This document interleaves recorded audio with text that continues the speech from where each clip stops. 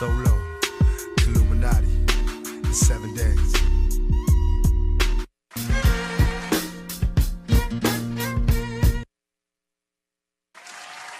Was already 3 hours. Good Lord. Good Lord. Hello. Hail Mary played for like 5 hours. I'm sorry. I love you, Tupac, but goddamn, man. Let that man rest in peace. Hold on, baby. Hello, guys. Hello, everyone. Hello to my creepy crawlers. Hello. As you know, this is another episode of Miss Me After Dark, a open, unbiased conversation about real people doing real things amazingly in real life, in real time. Baby, it's always real. Let's go. Let's go. So, it's still cold in St. Louis, but not as cold. Things are looking up. And in the studio today, I have a guest. You guys know, usually it's me and you and me, loving each other for eternity. But today, we going to switch it up. Y'all know I have guests sometimes. But my guests, I'm real particular about my guests. I explained this to y'all. I was just play, when they come to Miss Me After Dark. You can't be just like, I want to be on your show, come up here playing and bullshitting, because I take my crafts, all of them, very seriously. So, with that being said, I never introduce my guests, but today, I am going to introduce this beautiful, phenomenal woman, okay? She is a poet. She is a comedian, amongst a million other things. She is a fashionista, a host of the longest running open mic in St. Louis, 9 years and running. 9 years and running, baby. A brand ambassador, trendsetter, baby. Philanthropist, humanitarian, a networking genius, okay? Plus, baby, my birthday twin. That's the best thing of all. Now, just like, for real. For real, for real. She is one of the most amazing women that I know. And plus, she's just getting started. She ain't even cracked the top off this thing. Miss Me After Dark Creepy Crawlers, welcome to the hot seat, Energy. Hello, my. Hello, beautiful. Hello, beautiful. Oh, my God. Yes. Oh, my God. All of that. Look at you. Okay. Yes. What a introduction. Thank you. You're welcome. So much. And I didn't lie not one time. No lies detected. Okay, none. How are you doing today, Energy? I'm feeling fantastic. Happy to be here. This is my first interview of 2024. Okay, let's give it up for that, baby. Yes, baby. I'm the exclusive. Yes. It's a big deal. We doing big things in 2024 and before this and after this or whatever. So for the people who don't know you, other than all the things that I just said, because I can say that, but I need you to break it down. They need to hear from none other than Energy for herself. You know what I'm saying? That's what's up. Who is Energy? You know what? So that's Innergy. You gotta spell it out, 'cause Yes, please do. Yeah. Kind of in everything, everywhere, multifaceted, multi-talented. That's not anything to ever be ashamed of, recognizing your gifts. But I really feel like you said, barely scratching the surface. So, who is Energy? Energy is a visionary, Afrofuturist, constantly shifting, changing, expanding. Energy is. It's a question and a statement. Okay. Hey. For real. It is really a question and a statement. Okay. So the poetry. We could talk for hours because, okay. Did I even say you was a DJ too? Oh. Did I put DJ in there? I think I did because you do so many things, baby. I had to write it down. I had a whole page. I had to break it down, write it down, put it back. I loved it. Baby, listen. I'm impressed. The poetry, the open mic. How did you come about even starting it? What made you start the open mic that's been running for 9 years and going? Yes. So coming up on our 9-year anniversary celebration, what really kicked us off, I would say we were in the midst of the Michael Brown murder. We were doing a lot of community gatherings, a lot of circles, women's circles, men's circles, things like that. And there was an elder who pulled me to the side, and she was like, "But what about us? When are we gonna create spaces for us?" And within that, she sparked a group that I started called Voices of Women.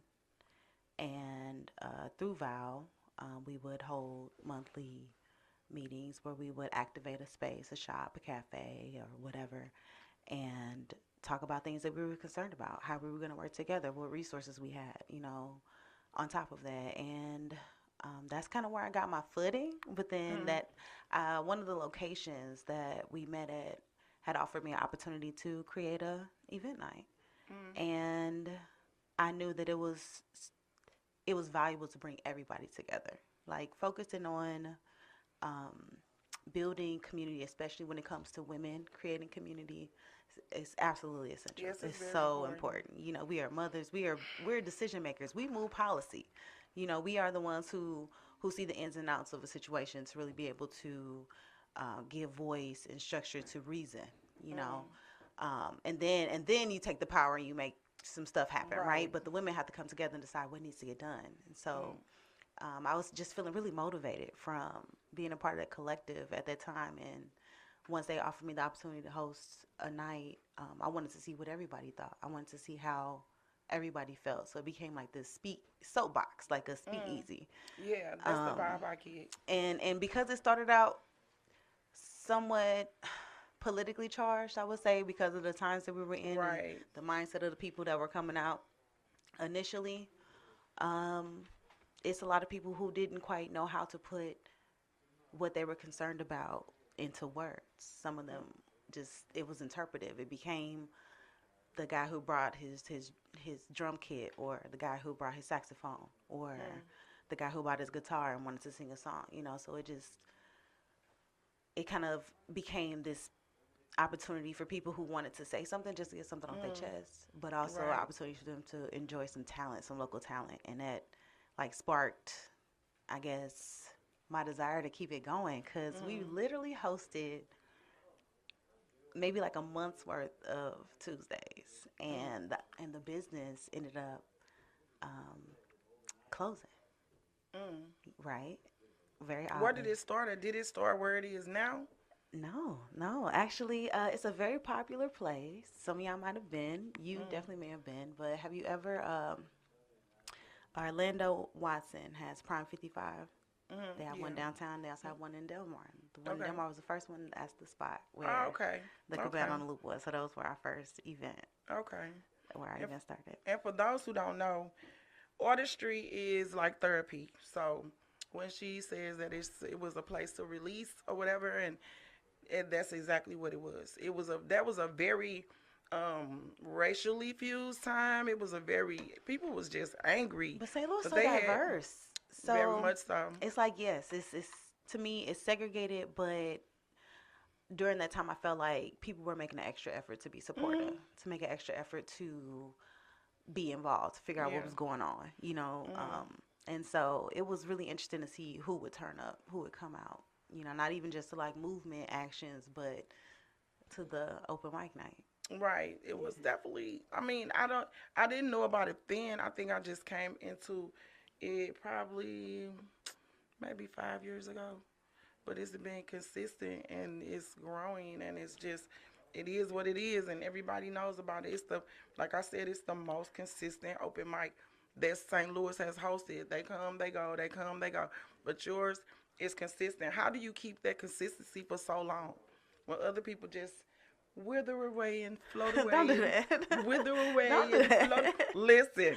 We started up in a time where places that had been going on for a long time had started to no longer Mm, gather, and for a multitude of reasons, whether it was the establishment they were in or whether it was the groups that were hosting the events, you know what I'm saying? Like, once you kind of get to that 10-year, 15-year, mm, 20-year mark, it's like people blow up. They go off, they have careers, mm, there's all kinds of things that happen in these groups of like creative generations. right. So when we popped up, um, we really were doing it just because it served a need. Mm, Um, I could have just stopped doing it after the Cabana no longer was in business, but I had hired a DJ and felt like we had something that was worth pouring energy into. And I actually didn't even have a stage name. I was in Energy at first. What were you? Who were you? I was not. No, my stage name was just my first and middle name. Yeah, Daisha Okay. Jean. Yeah, so It was what? Daisha Jean. Okay. Yeah, very Midwestern. Okay. Very, very just. I'm just a person type thing. Yeah, I mean, I just fell into hosting. It wasn't really, I guess, I have a theory that you're only as comfortable as the most comfortable person in the room.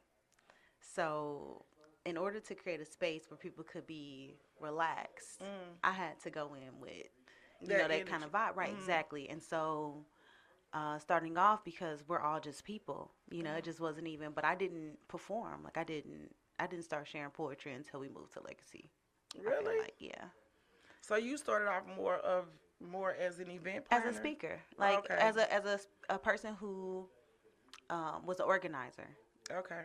for sure, and then just through the women's group, kind of found a groove with my voice, just being able to spearhead and not feeling the same nerves that people get when they gotta speak out loud in front of people. And I get it. Yeah, I get it It's too. levels. I get it. I Yeah. started off in square one. So just looking back, it just is kind of like grateful for those experiences because I feel like highest of keys, like everything that I've been through in my entire life had led me up to the opportunities that I have right now to continue to live out, my Yeah, dreams. say that part So because the baby, consistency really just comes from the everything you gotta let you gotta let life use you. You know what I'm saying? What you absolutely. just said about everything that you've done or every experience that you've been through in life prior to this moment right here, right now, has led you to this point. I feel that. But it felt like alignment. Like it felt like every choice that I was making, I won't say that it was easy, but I would say that if I set my mind on creating a way, I was going to find a way. Okay. And um, not being held back by things not looking the way that I want them to look. Um, When you say that, what you mean? What do you mean? it's like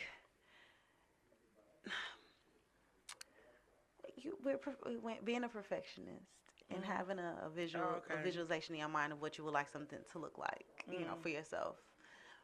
But then realizing that that's just It's okay. yeah, like That it's okay that it's it's not yeah, like perfect. Just let it absolutely. go. It's Just not do. even about not being perfect. It's Yeah. like is it what it needs to be for the time that it's in right now? And so I think that we started off very, really humble and really just trying to continue to get more people to come so we could learn more about how other people felt about what was going on in the city. You know, it was just a necessary conversation to have because we were creating a community, and this is a place where we were actually getting to know each other. So when you see people at the open mic, and then you see them outside the open mic, you have a camaraderie. It's a Right. warmth that you have between each other after that point, and so it's just a necessary space to have because it just connects you to more people that live in the same city you live in. St. Louis isn't as big as No, it's people not. think it is, and, and knowing that it's really 1 degree of separation, it just is a wonderful thing. Because the first 3 years we had the showcase, we didn't even have flyers or It any of was that. strictly word It of was mouth. strictly word of mouth and social media. Okay. Hmm. So let me ask you about the women's group because right now we in a time where it's a lot of things going on with women. Well, it's a lot of violence against women. It's a lot of women coming up missing. It's a lot of A lot of violence against situations women. with the men against the women or just women coming up missing. Period. Do you still have the group that you started? Are you still a part of the group? And if so, what is the focus of your group? So, so when I created the open mic night, I pivoted from hosting the women's gatherings monthly. I picked it back up. I want to say maybe 2 years in to having the open mic night. Um, but since then, I only feel like I didn't stay consistent with it because I wanted to have a knowledge base of working a nonprofit. To me, Okay. it just had a lot of potential as an opportunity to do some real good. And when you get into business, you start to learn how to create the language around how you want to work with others. And that's important when you're a part of an organization. Definitely.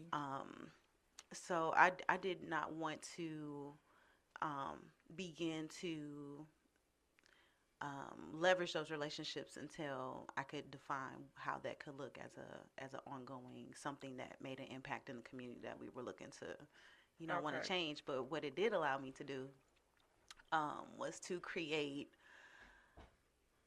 a new way to, because when you get older, bonding with women and connecting with women and Mm. making female friends is, I don't know why it cannot be easy every time. I don't. I understand. Like, I it's, understand. I try my best not to look at people and just instantly judge them or, treat them in type of way. And I don't know. It's just something with women and women. Like I don't know. I always have. I always feel sad for that situation because it's like the world can be against us, men can be against us, other races can be against us. But when we against us, it's just a something. It's something. It's a special type of feeling that it give me. listen, I'm here for accountability. Hmm? I'm here for accountability. I'm Yeah, here me too. for understanding. I'm here for communication, Mm. but I just, I love taking I'm always accountability. rooting for us. Me too. Always, and since it comes from such like a golden, genuine place in my heart, Mm. when I stop and I acknowledge like women that I know are doing amazing things, it's just like I really want to shower, Mm. people with that love because it's historically it just hasn't been enough. Right. You know what I mean? So being in the habit of it, being conscious of it, I think is a part of like having that intentionality, Mm. and you got to be a lot more intentional with how you move today. You do, Okay. because like I used to just be rah rah rooting for you, rooting for you, and then I started saying, wait a minute, you rooting for everybody, and you just over here looking goofy. But I'm to a place where I just don't care no more. But I am definitely, like I said, I'm more intentional about my guests. I'm more because you just doing something. If you don't be intentional, um, hi Bobby Bostic or whatever he What said, up, Bobby? keep Okay. advancing, and he said lift our people up. So I yeah. mean, Bobby's doing great things again. He's doing Congratulations amazing things. on Give the it up for him. Like residency. Shouts to he Bobby is definitely Bostic. an inspiration. If you Definitely don't an know that name, inspiration. look it up. That's right. Look it up. Pretty much.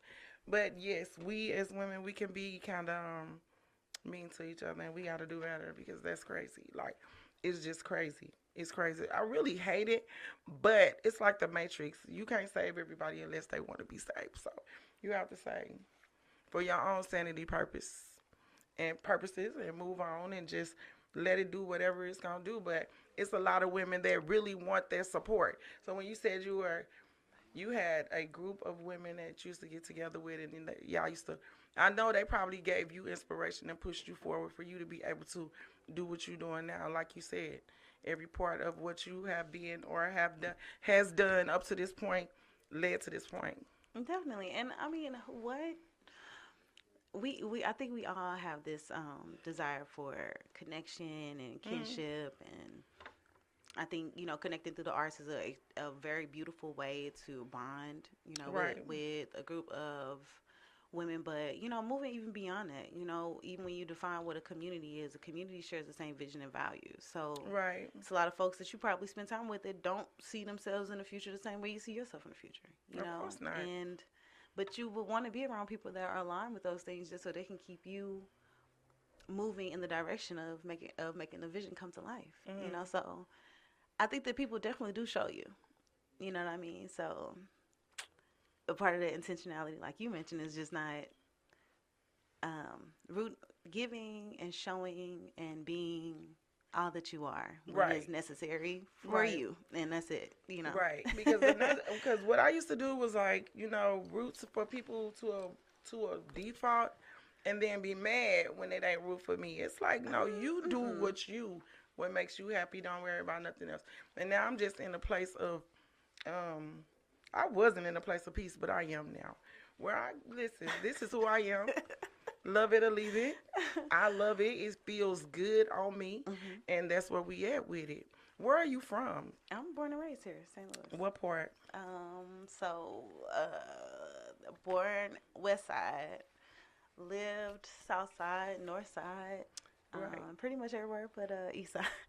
Me too. I'm from the north side, but I moved on the south side for high school. What high school did you go to? You know that's the same Gateway, ooh, oh 07. Gateway, Oh, girl. 07. What is that? Oh, About 07. Gateway. Is Gateway still open? Oh, No, I'm oh, just it's still joking. there. Ah! I'm just Did joking. she Gateway just? is very much still open, right? Yeah, Very much Gateway so. is very much still open. That's a magnet school, right? Yeah, yeah, I believe so. You know, I enjoyed the time that I had at Gateway though. Like high as a keys. Like I think me and my sister were talking about this yesterday, just about like our school experiences versus our kids' school experiences. You know what I'm saying? Because it's just. I had to take a deep breath because this is what's going on now. I cram to understand. You know, I just showed my age. I cram to understand, baby, just like a test. What is going on? I don't. I try to figure it out. I try to say, you know, well, maybe they have a bad home life. I don't care.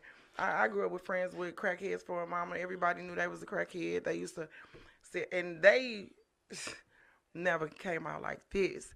What do you think about? Wait, Bobby Bostic said, "Y'all the real black queens. Y'all got us through slavery and the civil rights movement and mass incarceration." And y'all also said, "Mothers are our first teachers." That's right. True. Big shouts to Bobby True. Bostic. Yeah, that's true. That's true. Yes, he's got a book out right now, Dear Mama, dedicated to He his got mom. 1,000 books out. Yes, and he also just published his Eight. autobiography. Is it eight? Number eight? Because I know Memoir. he got 7. I thought it was like 13. Bobby, how many is it? How many is it, Bobby? 'Cause I keep hearing him say 8. He posts every 2 seconds. I'm Big I'm not gonna play J. with you. I'm Big J because he do can I. post every 2 seconds, and Don't do I keep forgetting to post. So yeah, just type in how many books it is, Bobby. We got you. But I know the thing with the kids, like I don't know. Do you have children? I do actually. You do. What do you have? I have 2 boys and a girl. Okay, he put the 2 boys. So you a mother of 2 black sons and a black daughter, but it's like those sons. Let's talk about that. Because I don't know, with my black sons, I got one. He said he wrote 15 books, but published 8. Okay. See, I was close. Yeah, you was called 15, but published 8. Whew. Okay, that's a lot. I know. I'm trying to be like Bobby when I grow I up. could never just not talk to him enough because the crazy part about it is just every time you open a layer with him or you think you know, I don't know, it's just fascinating to me how I just keep saying to him, how did you not give up? How did you not give up? I did a opening speech when we featured Bobby at his 1-year anniversary of being Really? out of prison. Yeah, and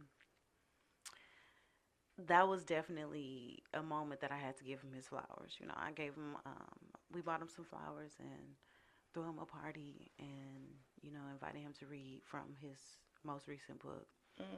And, like, I just couldn't even imagine. Like, we were just glad that you didn't give up on yourself.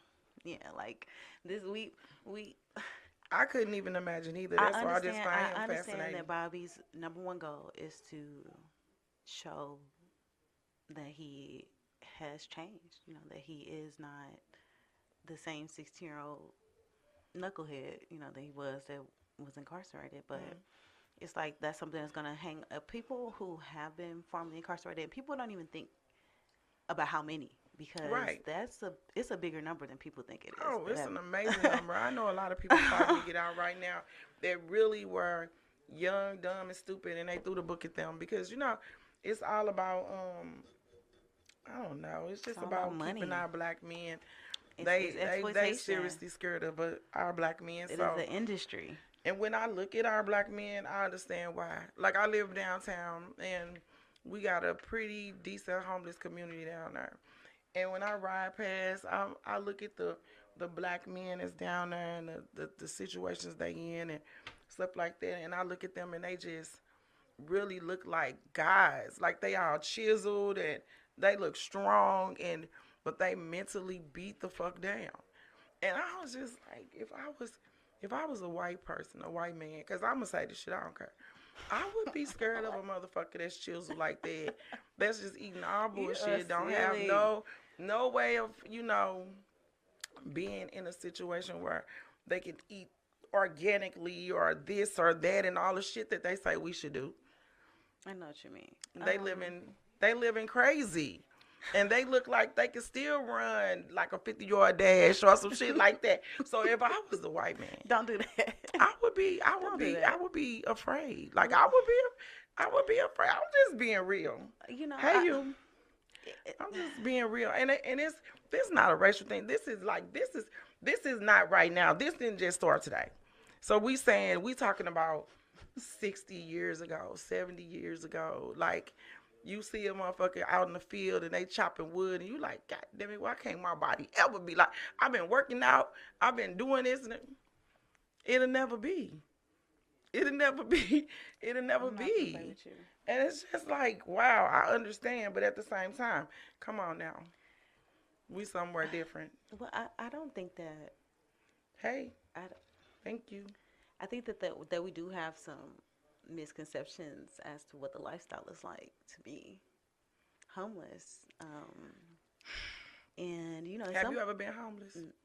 You haven't. I have. I mean, I've been homeless before, and people have different definitions of what being homeless looks like. It's different for everybody. I think it really is. Now I'm talking about homeless to the point where you pitching a tent in a park or in front of a city building or Yeah, I'm talking about homeless where you have nowhere to go. Period. I mean, sleeping on the couch or sleeping in the car is No. definitely not the same as sleeping on the ground or on a bus stop. Yeah. It's not the same. Well, I don't think I ever stepped on a bus stop, but I think I was homeless with my kids with nowhere to go. And then I know how the whole shelter situation go, and I know how the whole, pick yourself back up. I know how the whole, where everybody that you thought had your back, who back you had, didn't have your back when it mattered. Yeah, I've been down through that. So, when you gifted, like I'm sure you've had different levels in life where you've endured some shit, came out of it, endured some more stuff. Like I always say, I lived about 15 lives, and it's for real. Absolutely, yes. Yeah, so many lives. yeah, it's different levels, but when you come through it, it's like it's a shield of armor when you come through. So yeah, hello, Absolutely. how you doing? Absolutely. He But said, "Listen and play the song "Keep Your Head Up" by Tupac." I He's think so we cute. just listened to Hail Mary, and that Hail Mary played for about 15 minutes, so we gonna have to do that on our own time. But for real though, we get the gist of strong black women, and we beautiful. And I actually knew his mama, and she was strong. That lady was crazy.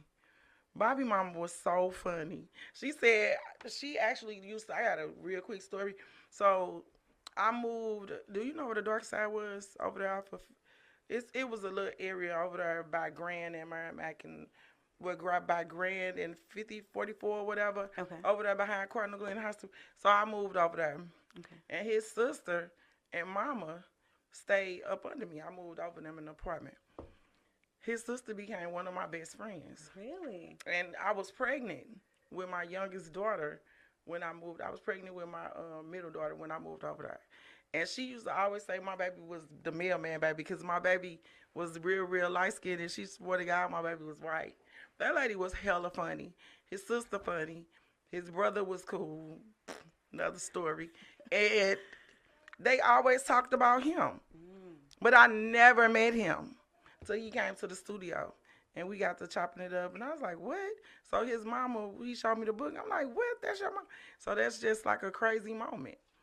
It's just how the universe works. It's real weird like that. It is. It's super weird like that. So anyway, back to what we was talking about. What were we talking about? We were talking about homelessness. Yes. Yes.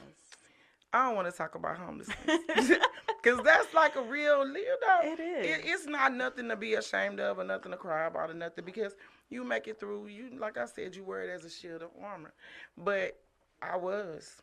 And it's definitely a different lifestyle. It is. So I definitely have empathy for people who Absolutely. have nowhere to go. Absolutely. Because it's a crazy. different life. It's a different life. And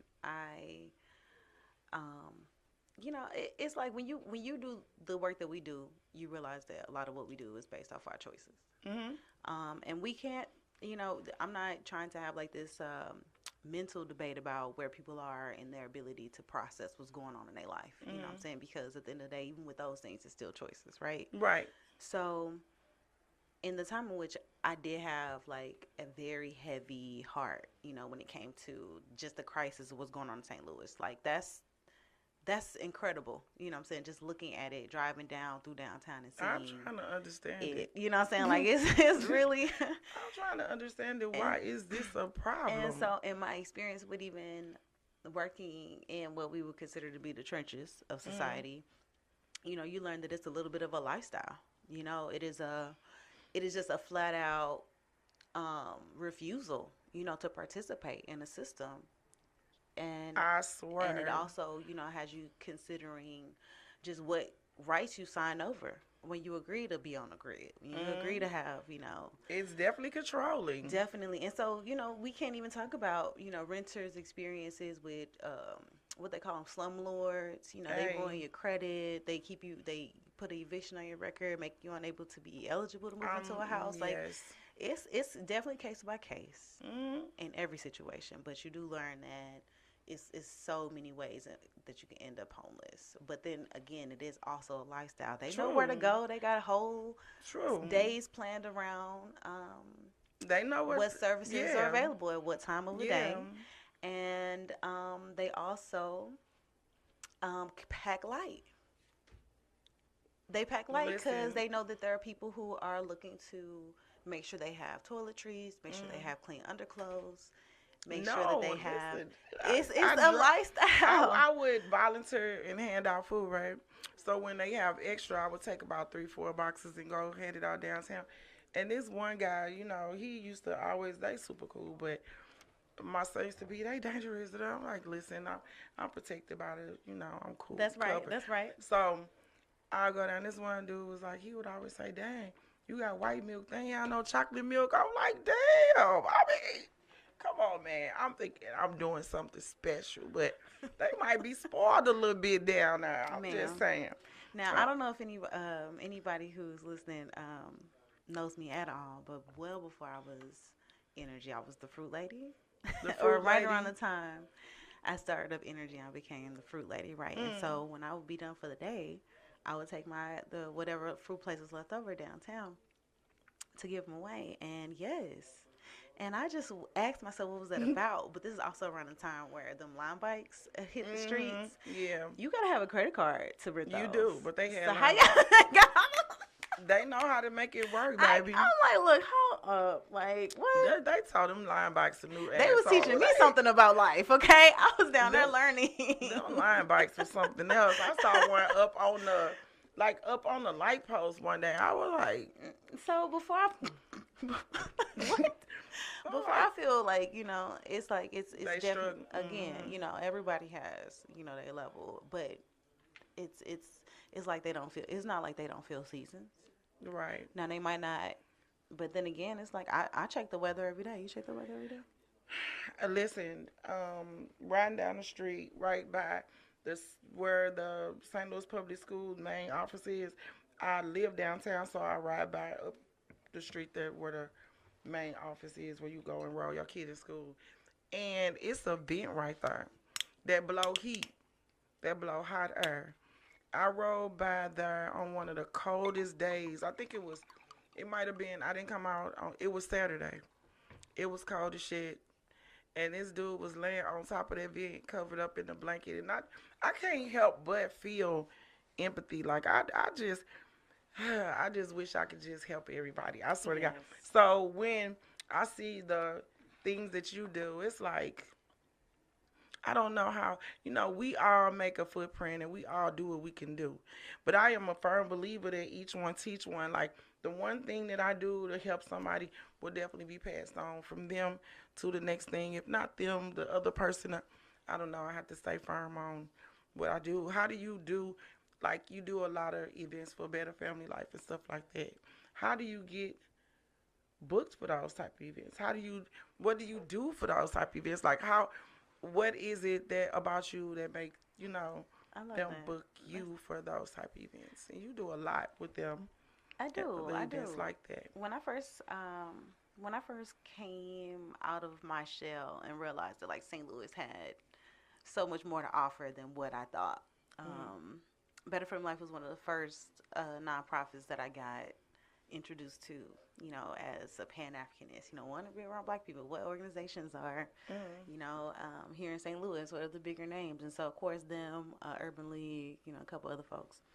And so, in this industry, a big piece of what we do is we nurture relationships. We we Supposed to. we That's a smart. that's The smart a big person would part do this. of growing Business. community Mm-hmm. on top of that. And so I really just wanted to be a part of a community that was doing stuff. It's one thing to talk about, it's a whole other thing to be in the midst of it, doing the work, It having is. proof that you're doing the work. And so um I but I also wanted to see who these people were. So I took my time. I donated a lot of my time. I volunteered, I feel like,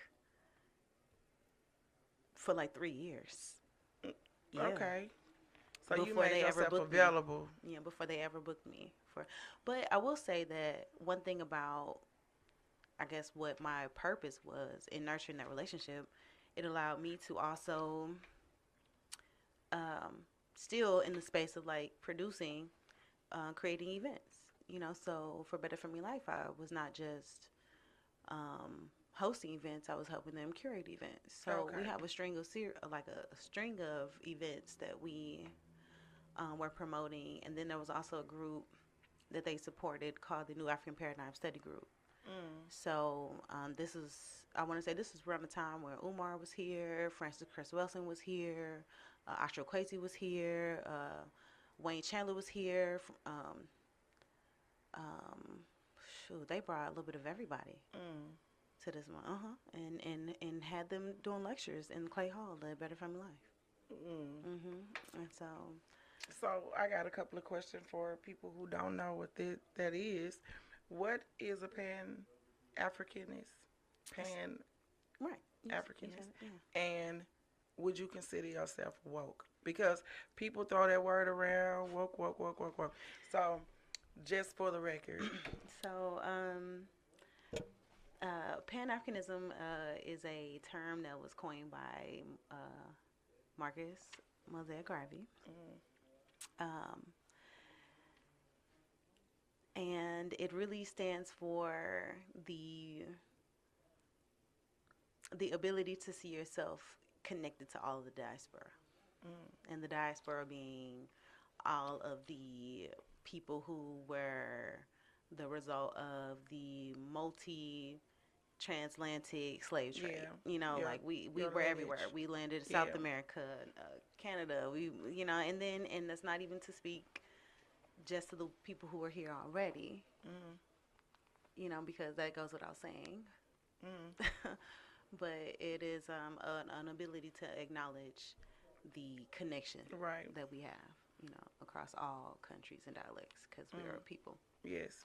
So yeah, so being Pan Africanist is acknowledging that. Okay. Because you treated Black no matter wherever you go, and it's a lot of weird conversations out about A like, lot. oh, I'm not Black, I'm Dominican, or I'm not Black, I'm this, and I'm just like, look. Mm. What are you? Now, what I do want, of course, is for us to become more creative, because we're in a time where we are literally making up words. We literally have created a whole nother language. Like Of course. people speak in freaking acronyms. You know what I'm saying? Like I've made up a few myself. It's onomatopoeia. Like people are saying noises and people know what they're talking about. But when your genetic heritage was nonverbal, Right. and then became oral, but still was very based in sounds and not what we call words today. It's See, like the rabbit hole goes deep. It really does. Because we can speak and don't even speak. It's look, that's a Telepathy. yes, It's- telepathy don't is you call it real. by its name. Yes, What up, it's Buddha? real. It's very much real. Yes. It's very much real. You can very much, I don't have to be in a room with you to speak to you like that. You can be wherever you are. I can be wherever I am, and I can send. We have a connection It's connected. It is what it is. It is what it is. But Yeah. So would you consider yourself woke, and what is the term woke to you? um, Because I know it's like a being woke is like a thing that people say. It's almost like a fad. no, I think that I think it's when a fad I because I think that think people use it, but I guess people use everything for the good or the bad. okay, so you can look at it that way, but I feel like what people first were introduced to as woke came with um, the came with the introduction to, I guess, what I would call Would you say like self awareness? enlightenment. Yeah. You know, it is so hip hop went through an enlightenment period Mhm. where the conversation was also, but it the enlightenment was also esoteric. So I think Mhm. that in the esotericism of the enlightenment, it meant that you had to kind of work to decipher what this meant and what that meant and what this meant, and that's why people are obsessed with with the Illuminati, obsessed Mhm. with Egyptology, obsessed with all of these different forms of symbolism because it stimulates a genetic code. Mhm. It creates this throbbing, of your genetic code where you like, Mhm. I really want to know what this is, or Yeah. this makes me uneasy. And even with that feeling, it's like I should look deeper into this. Right. You know what I'm saying? But I'm digressing. I think that with the transformation of hip hop and then how like to me, rap music became more popular not just because of like technology, because Mhm. more people had radios, more people had TVs. You know what I'm saying? Like, and then you get music videos, Right. and Put a that was a whole visual to wave. it. Yeah. Okay, because who didn't watch the box? Right. The box was pop. I mean, listen. Who didn't watch the box? If you did not pour into the box, but it was never necessary. You could watch for free. So, um, it is like right around the time that the Hidden Colors films start coming out, and Mm. people start learning about like Kaba Kamini and Tariq Nasheed and Dr. Umar and Brother Mm. Polite and Red Pill, Blue Pill, and Right. ooh, what's the brother's name? Oh my goodness, it just was a Yeah, you plethora better with names of than we'll me. call them thought leaders, that Right. were on the scene, and they became much more prevalent because of YouTube and Mm. these social media platforms that we started to tap into. So I think that, like I said, we're still in an age of enlightenment, Definitely. and I think that for a lot of people that the enlightenment phase started around 2012 Mm. ish, like 2012 ish. So I would say that I was deep into my unlearning and relearning around Don't, that baby, time. we can talk about that because I promise you, I preach this every week. Unlearn what you've been taught. Everything that we have been taught basically is a lie. Like as a kid growing up and all this institutionalization of the mind, it's just all bullshit. It's like everything I was taught, everything from the white picket fence and the husband and the kids and this is how you're supposed to live and you're supposed to go to work every day and you're supposed to work your ass off for 30, Girl, 40 years and then you honestly, I didn't know get nothing about none of I promise you, I come that. from a working class family of First of bougetto all, if my mom wanted me to bougies. get married, she would have got married. So, You supposed to go to college and you supposed to do it this way and this one, two, three, one, mm, two, three. And if you didn't, then you would consider an outcast. That's my family. okay. So yeah, all of that is bullshit. I think all of that is bullshit. You know I don't think that that's the way you have to do it anymore. I think the that's not the way nobody else do it. You know what? I think culturally, we do stand to create a dynamic that is best formulated for the outcome that we like to see, moving forward into the future. Mm, But at the same time, I'm also one of the kind of people that's like roles are best fit for those who fit them. So, if society, because if the whole point is to evolve, is to continue to evolve and mm, grow and evolve and reach higher, whatever, it's like looking at how we do decide to progress as a as a unit, Do you think we are? as a people. I I think there are groups, but as a monolithic group, no. Mm-mm. I think that those that are, and I think it's coming to a point that those that's not are becoming a certain demographic. I think everybody is kind of sort of pushing. Either you're pushing progressively to move us forward, or you're not. It's no middle ground. I don't think. I don't think it's really. It's becoming a different breed to not want to do this. You know what I'm saying? I don't know. Either you're over here or you're over here. It used to be a you could ride the middle, and it's not riding the middle no more. It's either you on board or you over here. Period. Yeah, but I think my survival instincts Mm. will not allow me to try to sit in the gray area and to Okay. not do anything. You Mm. know, but it is very overwhelming. You know, the magnitude of the what they call consider to be the legacies of slavery, and you Mhm. know, the intergenerational trauma and all the stuff that our Yeah. bodies are holding on to from past lives, and Yeah. whatever the case, you know, it's like it's That's a why lot. I'm in therapy. That's why I'm in therapy. Seriously, I'm in therapy, and I'm not ashamed about it. I'm so happy about it because at first I was like, I'm gonna go to therapy. I'm gonna go to therapy, and I would always try to handle it by myself, and I would always end up back in this place. And I'm like, I'm tired of ending up back in this place. It gotta be something with me. But see, this is what I preach. You have to first be able to take accountability, period. You gotta stand in the mirror and say, you know what, I'm fucked up. And people can't do that. People cannot do Why? that. Listen, Why? I don't know if this is a growing trend across America, but I know it's damn sure in St. Louis. Accountability is like some vicious thing that nobody wants to have nothing to do with. It's like, who did that? Me? No, it wasn't me. It was you. You, all Mm. you. It's not me.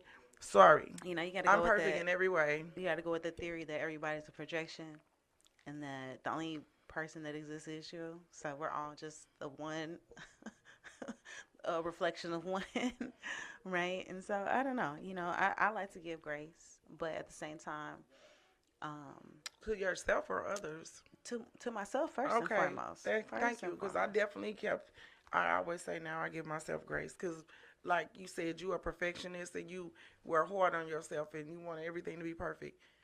So you gave yourself grace. I'm giving myself grace. Other people, I give you grace to beg up off me. Because I don't want to play a part in that. Right. I don't want to play a part in that. You know, I don't want to do it. I can't do it no more. I used to be this understanding, forgiving, very humble person. Not no more. I just think it's levels. You know, I'm not a grudge holder. You know, I don't hold grudges I'll either, but forget I'm gonna about you get my before I hold a issue off grudge against until you. I can no longer. I'm gonna get my issue off until I feel like it's off my chest because I was very nice and very sweet and very everything, and you did that. You did that. So now it's my turn, Mm, and it might not be toward that person like okay. verbatim. But you gonna hear it and you gonna know it's about you. But I'm gonna leave it alone when I get ready to. Mm.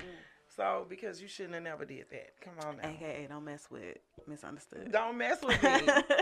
Don't mess Don't with mess me. with that one. Yeah, don't mess with me. And that's So okay. Hey. so where do you see yourself in the next 5 years? I know this is a really basic ass question, but I wanna know. No, I literally, absolutely would love to answer where I see myself in 5 years. So it's a combination of things. You know, I think about St. Louis, and just how we say, like, if you make it in St. Louis, you can make it anywhere, right? Mm, And with some of my aspirations, it will be beautiful, you know, to be able to contribute more meaningfully to the landscape, to the ambiance, the energy. Having the Tuesday night is definitely its own um, community culture, you know, creative outlet. But, you know, to actually create a place that, I, for like a better way to say it, like will outlast that, you know, mm, will outlast these experiences that we're having just at the foundational stage. You know, that would mm. be, ideal. You That mean would be like taking word up on the road? among many other Yeah. opportunities. Just That's word up across definitely America. that's Let's definitely go. something That's that where would I see be you. transformative. But Mm. I think of it as a way to not just create more community and develop our own kind of St. Louis based Mm. organization that does have connections with multiple places across the nation and maybe even internationally. Okay, Mm. but thinking of what that could look like as a infrastructure. Is that a hotel? Yeah. A musical theater? Is that Mm. a because I think that if some of the artists that I've had the privilege, to bear Yeah. witness to, their rise and their creative talent, like I'll be feeling like, shoot, I wish I had the lighting and the curtains and Mm. I wish I was able to give them that backdrop because I know how that impacts the psyche of a performing artist. Like you won't Mm. just want to perform anywhere. You won't just Right. want to, or it's just like what levels you can attain Right. because the spaces that we have yet to Yeah. really infiltrate are so much larger than some of these spaces that we entertain. And Yeah. but I no there, no no. I know but what you're I'll never saying. take away Yeah, from I understand, but you because it's need to about the just let people, them understand. right? It's Yeah. about the people at the end of the Because I day. definitely understand because it's about the artistry at the end of the day, but it does give you an overwhelming feeling when you walk into a large space and you just see you Yeah. can just walk in to an empty stage Mm. and an empty theater and it's just like I'm getting chills talking about it. So I definitely understand what you're saying. I definitely Yeah. so you see yourself in 5 years doing bigger spaces, bigger. Doing bigger spaces, providing bigger spaces, you know, watching these names that are already great names become even greater names. Mm, Being able to, what we're looking at is just being another generation of industry leaders that are mm, pushing, you know, things pushing, forward in yeah, that lane of because this is also like a historical thing. Like when you look back at a time period, you look at the music, you look at the clothing, you look at the architecture, you mm, look at the politically what was happening during the times, and art speaks to all of that. You know what I'm yes, saying? So even just being able to contribute to the history that's being made, in a way that is tangible because y'all the creators, y'all the makers, y'all are the imprint that we can go back and even look at like BET Comic View and look at the right. series, like And look at the down to how people they and what they had. dress, down Yeah, to what I'm saying, the jokes that yeah, they laughed at. You know what I'm saying? Like right. it just gives you insight into where people's mindsets were at the Mm, time. And so we are representing that right now. So back to you talking about this enlightenment period that we're in. I mm, think that it's just the beginning. right. It's definitely just the beginning. So before we go, if you wanted to leave my listeners with something about you, what would you want them? Would you wanted to leave them with something specifically from you? What would you want to leave them with? Definitely an invitation to join me at our 9-year anniversary celebration, February 6th. Can I come? Cause I've Um, been banned. what? I'm done with you, I've been girl. Don't banned. do that. I've Don't do been that. See, don't banned. see, I've y'all. been banned. I want to come. Did she tell y'all why? I want to come. Did she have to The mention why? chicken lady won't let me. You better stop Okay, go. that. You know what? So, okay. Um, If you want to leave it with something, leave it, girl. I'm not gonna I've play been with you. trying to get up there for months. I just ain't got it in me. Jesus. You can go tonight. Yeah, I got a chihuahua. We got a chihuahua at the Shout out to door. Black Charles Wednesday. Yeah, I got a chihuahua at the door. Shut Shit. up. Shut Keep up. on biting in my ankles You know and what? shit. You know Okay, what? let's move on. We being positive. When I can We leave. being positive. Y'all get her. Yeah, so yeah, don't forget the invitation and you can just buy tickets to the website or word up open mic stl.com.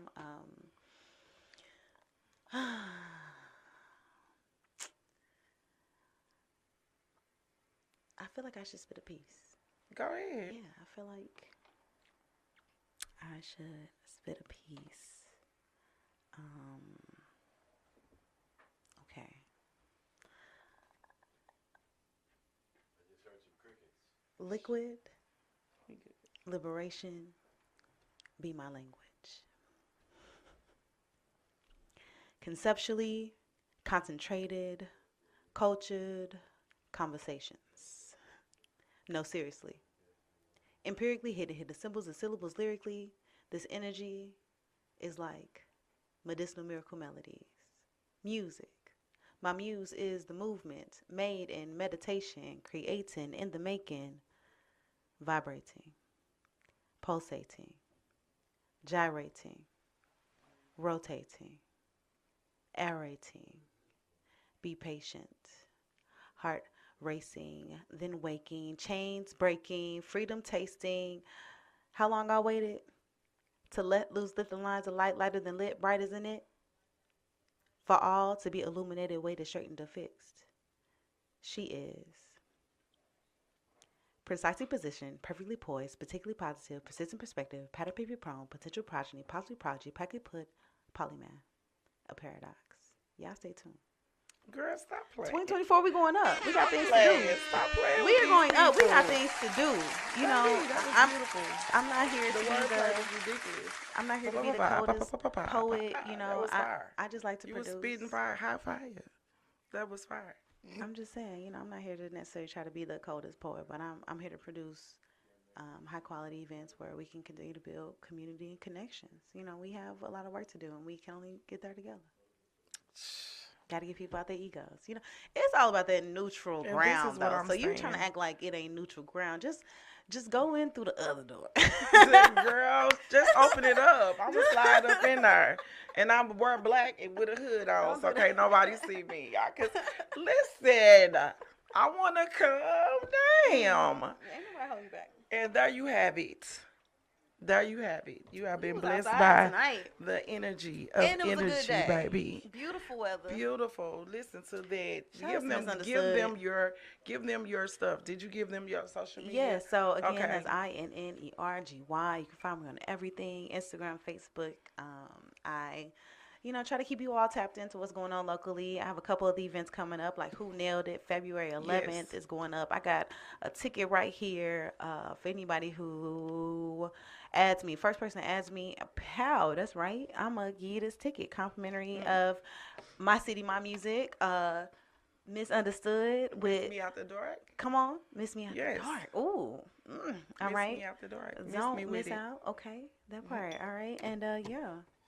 And there you have it. There you have it. Thank you. Listen, another amazing episode of Miss Me Out the Dark. And like I always say before I end my show, if what you do don't negatively affect others, then maybe live your life. Live it to the fullest. Wear that outfit, wear those shoes, rock that hairstyle, baby. Write that book. Do whatever it is that make you happy. If it doesn't negatively affect others, live your life. Because, baby, when it's over, guess what? It's over. And that has been another amazing episode. Thank you for coming out, Ma. Thank you for having You me. look beautiful. You are beautiful. And you exude beautiful energy. And I appreciate you for joining us on Miss Me Out the Dark. That's me, myself, and I when I say it. Nah, seriously, though. But thank you, Ma. I appreciate you so much. I appreciate you so much. Y'all be back for another weekend. Yes, next week. Or actually tomorrow when I myself will be with the Playground After Dark, and we got a whole nother vibe going on, baby. I didn't put some stuff together. I think this is gonna grow to astronomical numbers. So tune in and catch this tea, baby. Catch these vibes. I love y'all and thank y'all for tuning in. Thank y'all. Thank y'all. Thank y'all.